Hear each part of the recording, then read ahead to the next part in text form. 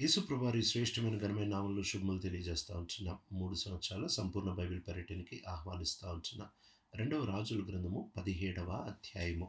ఈ 17వ అధ్యాయంలో ఇస్రాయేలు ప్రజలు అస్సిరియాకి వాళ్ళు చెరలోనికి తీసుకొని వెళ్ళిపోయిన పరిస్థితిని మనం చూడొచ్చు. అసిరియా రాజు ఇస్రాయేల్ వాళ్ళ మీద వెళ్తా ఉంటున్నప్పుడు ఇస్రాయేల్ వాళ్ళు వాళ్ళ కప్పం పంపించేవారు. ఇంకా ఎప్పుడైతే ఇస్రాయేల్ రాజు తన నుంచి వేరైపోయి ఐగుప్తుతో చేతులు కలిపి ఈయనకి వేరైపోదాం అనుకుంటా ఉంటున్నాడు. ఈ విషయం తెలిసిన అషీరియా రాజు ఆయన ఇస్రాయేల్పై దాడి చేస్తూ వచ్చాడు. దాడి చేసి మొత్తం ఇస్రాయేల్ దేశంలో ఉంటున్న ప్రజలందరినీ ఆయన చెదరగొట్టేస్తూ వచ్చాడు. ఇస్రాయేల్లో వాళ్ళెవ్వరూ లేకుండా వాళ్ళని చెదరగొట్టేసి బయట ఉంటున్న అన్య దేశస్తుల్ని తీసుకుని వచ్చి ఇస్రాయేల్లో కాపురం ఉండడానికి పెట్టేస్తూ వచ్చాడు. ఇది ఎన్నో సంవత్సరాల నుంచి దేవుడు వాళ్ళకి హెచ్చరికగా చెబుతా వచ్చిన మాట.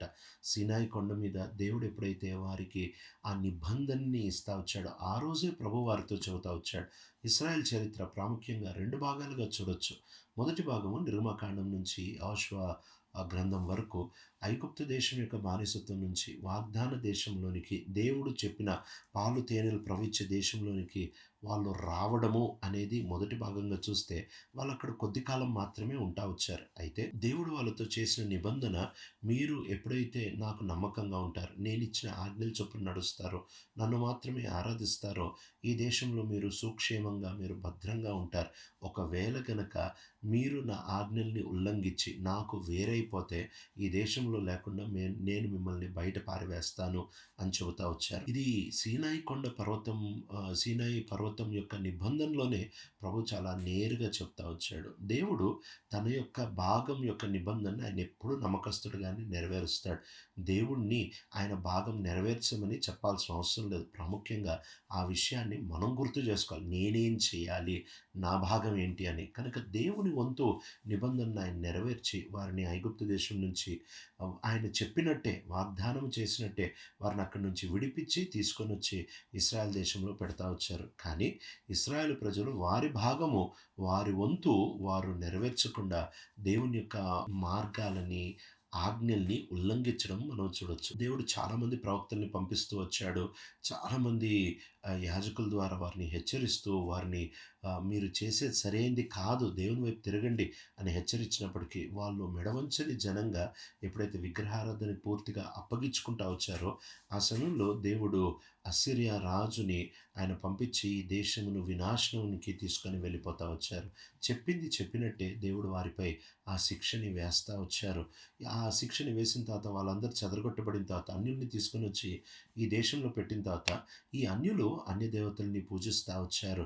వాళ్ళకి దేవుడెవరో, యెహోవా ఎవరో, ఇశ్రాయేల్ దేవుడెవరో వారికి తెలియదు కాబట్టి వాళ్ళు ఇష్టానుసారంగా ఈ ప్రాంతంలో బ్రతికినప్పుడు దేవుడు సింహాలను పంపించి అనేకుల్ని సంహరించేటట్టు చేస్తూ వచ్చాడు. అనేకులు చనిపోయినప్పుడు ఈ వార్త రాజుకు తెలిసి వీళ్ళకి ఆ ఇశ్రాయేల్ దేవుడిని ఎలా ఆరాధించాలో తెలియదు కాబట్టి సింహాలు వచ్చి చంపుతున్నాయని తెలిసేటప్పటికి అప్పుడు ఇశ్రాయేల్ రాజు ఒక యాజకుడిని పంపించండి, నేర్పించండి వాళ్ళకి ఇశ్రాయేల్ దేవుడిని ఎలా ఆరాధించాలో నేర్పించండి అని చెప్పినప్పుడు ఆ యాజకుడు వచ్చి వాళ్ళకి దేవుణ్ణి ఎలా ఆరాధించాలో నేర్పిస్తూ వచ్చాడు. కానీ ఇక్కడ రాయబడిన విడ్డూరమైన విషయం ఏంటంటే వాళ్ళు దేవుడైన యెహోవాని ఆరాధించారు, కానీ వాళ్ళు ఇతర దేవతల్ని సేవిస్తూ వచ్చారు. ఈ 33వ వచనంలో వాళ్ళు ఆరాధించేది మాత్రము ఇశ్రాయేల్ దేవుడిని, కానీ సేవించేది మాత్రం, వాళ్ళు జీవించేది మాత్రము ఇతర దేవతల కోసము. ఎంత విడ్డూరమైన కలయిక వారి యొక్క జీవితంలో వస్తూ వచ్చింది. ఈ దేశము అధోగతికి దిగజారిపోతూ వచ్చింది. అప్పుడు దేవుడు వాళ్ళకి ఆ ప్రాంతంలో ఇశ్రాయేల్ ప్రజలను తీసుకొని రాకముందు ఇశ్రాయేల్ ప్రజలు చెప్పిన మాటల్ని ఈ అధ్యాయంలో చూస్తూ రావచ్చు. నీ దేవుడైన యెహోవాని మాత్రమే పూజించి సేవించాలి అంటే ఆయన ఎవరో తెలుసుకోవాలి. ఆయన ఎవరో ఎరగకుండా మనం ఎప్పుడు ఆరాధించలేము. మనం ఎరగని దాన్ని మనం సరిగ్గా ఎప్పుడు ఆరాధించలేము.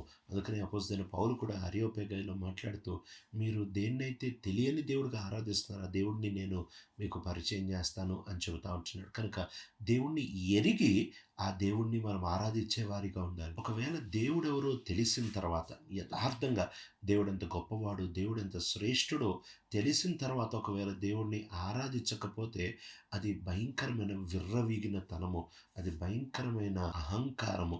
ఒకవేళ దేవుడిని తెలియకుండా ఆరాధన చేస్తా ఉంటే అది కేవలము అజ్ఞానము.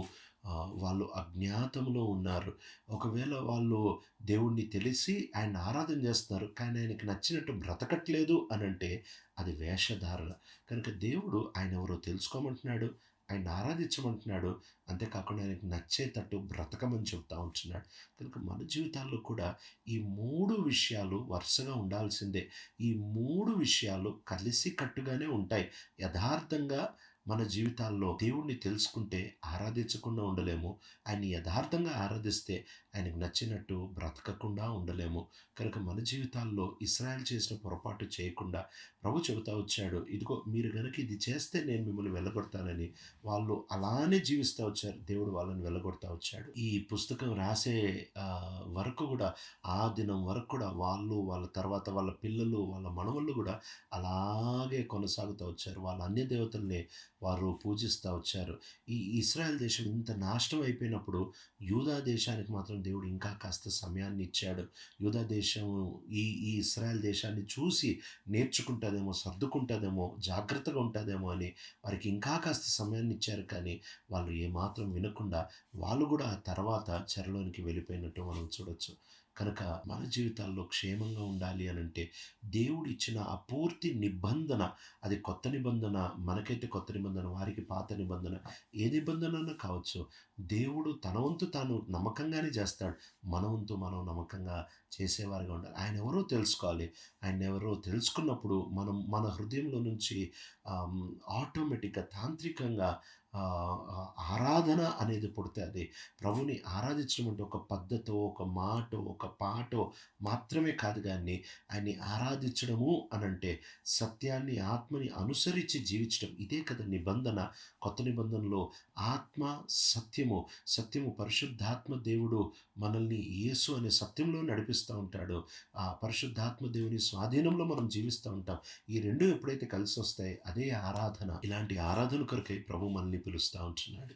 ప్రియ తండ్రి, నమ్మకమైన దేవ, నీ లేఖనాలను అనుసరించి ఇశ్రాయేలు చేసిన పొరపాటు మేము చేయకుండా నీవెవరో తెలుసుకొని యథార్థంగా ఆశ్చర్యపోయి, యథార్థంగా ముగ్ధులమై నిన్ను ఆరాధిస్తూ నీకు నచ్చేందుకు, జీవించేందుకు సహాయపడుతున్నామని యేసు ప్రభు మా రక్షకుడి నామములో అడుగుతున్నాం తండ్రి.